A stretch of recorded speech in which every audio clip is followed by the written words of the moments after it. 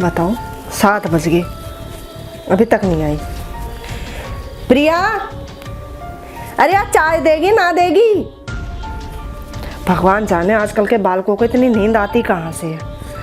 एक हम थे 4 बजे जग के काम पे लग जाया करते, रात भर देखा होगा टीवी, जब सोओगे 2-2 ढाई बजे तक, सुबह आँख कैसे खुलेगी?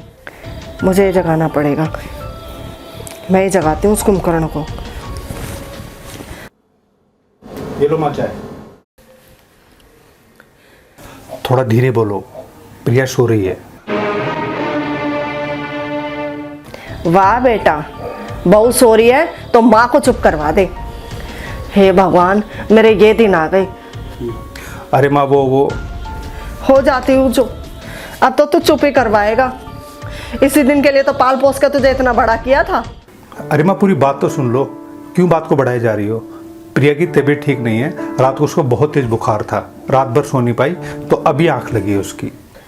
बुखार उखार कुछ ना है उसके, सब ड्रामे कर रही है। कल मैंने स्टोर की सफाई करने को बोल दिया था। अरे ना करनी थी तो मना कर देती, बहाने बनाने की क्या जरूरत थी? माँ आपको प्रिया का बीमार होना बहाना क्यों दिखाई देता है? परसों भी उसको खांसी जुकाम था, फिर भी आपने जबरदस्ती कह के उसे वॉशिंग मशीन लगवा दी, और वॉशिंग मशीन लगवाई तो लगवाई, घर के जितने भी तौलिए चद्दर सब चीज के बोल दिया कि आज ही धो, और सारे के सारे घर के कपड़े लाके उसके आगे पटक दिए। बहुत ज्यादा जरूरी थे क्या सारे कपड़े धुलवाने? तो तू कहना चाहता है ना पाऊं उससे काम की? ठीक है बेटा, ना कह रही तेरी बहू से काम की, बस। अब तुम्हें कोई बात समझाओ तो भी बुरी लगती है। अरे मेरा कहने का मतलब ये था कि वॉशिंग मशीन उस दिन नहीं लगती तो क्या हो जाता? कोई इमरजेंसी थी क्या? 1-2 दिन बाद धुल जाते कपड़े, और फिर वो ठीक होती तो अपने आप ही नहीं धो देती है? पर्दे चद्दर और ये सब तकिए के कवर वगैरह सब अपने आप भी तो धो देती है वो। पर आपको तो क्या है, मुंह से बात निकलते ही पूरी होनी चाहिए। अब पड़ गई ना बेड पे, हो गई बीमार। अच्छा ये बताओ, खाना आप बना दोगी? वो तो बना नहीं पाएगी इस हालत में। मेरे बस का ना है खाना वाना बनाना, आदत छूट गई है मेरे काम करने की। हाँ तो ठीक है, मैं खाना बाहर से ले आता हूँ, आपके लिए भी और अपने लिए भी।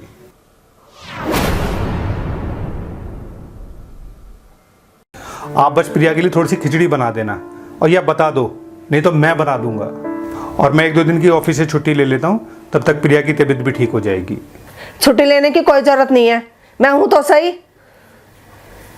मैं उतारूंगी उसका बुखार। अरे कोई बात नहीं, मेरी छुट्टियां बची हुई हैं, वरना आप बहुत परेशान हो जाओगी। लगता है दूध वाला आ गया, मैं दूध लेकर आता हूँ। जोरू का गुलाम।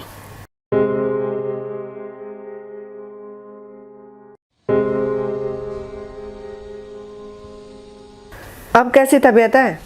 हुआ कमर दर्द में तेरी आराम? हाँ मम्मी, अब तो आराम है। मम्मी अगर ये साथ नहीं देते ना तो पता नहीं मेरा क्या होता। मुझे तो बेड से उठने भी नहीं दिया इन्होंने। अरे तो क्या हुआ, पति का तो फर्ज बनता है पत्नी की देखभाल करने का। आखिर एक लड़की उसी के तो भरोसे मायके से ससुराल जाती है। अब तू भी तो घर में कोई बीमार हो जाता है, करती है ना देखभाल।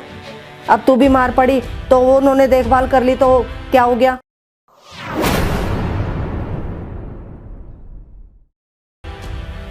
और एक बात बताऊं बेटा, जो पत्नी अपने पति के लिए और जो पति अपने पत्नी के लिए कर देता है ना, वो कोई नहीं कर सकता। और मैं तो इतनी खुशकिस्मत हूँ जो मुझे ऐसा दामाद मिला जो तेरी इतनी देखभाल करता है। भगवान करे हर बेटी की माँ को ऐसा दामाद मिले। अच्छा चल, फोन रखती हूँ, तो अपना ध्यान रखना, ठीक है? अब ठीक है रेनू? हाँ ठीक है। कह रही थी दामाद जी बहुत ध्यान रखते हैं उसका, बेड से उठने तक नहीं देते उसको। जोरू का गुलाम कहीं का, है ना माँ? ये क्या कह रहा है तू? सही तो कह रहा हूँ ना, जो बीवी की केयर करता है वो जोरू का गुलाम होता है। और आपने भी तो मेरे लिए यही कहा था, जोरू का गुलाम। थोड़ा धीरे बोलो, प्रिया सो रही है, प्रिया की तबीयत ठीक नहीं है, रात को उसको बहुत तेज बुखार था। माँ आपको प्रिया का बीमार होना बहाना क्यों दिखाई देता है? जोरू का गुलाम। कुछ औरतें अपनी जमाई के अंदर जो क्वालिटी चाहती हैं, अगर वही क्वालिटी उनके बेटे के अंदर हो जाए तो उन्हें थोड़ी सी तकलीफ होती है। ये वीडियो उन्हीं लोगों को समर्पित है जो ऐसा सोचते हैं कि जमाई की अच्छाई कभी भी बेटे के अंदर नहीं आनी चाहिए।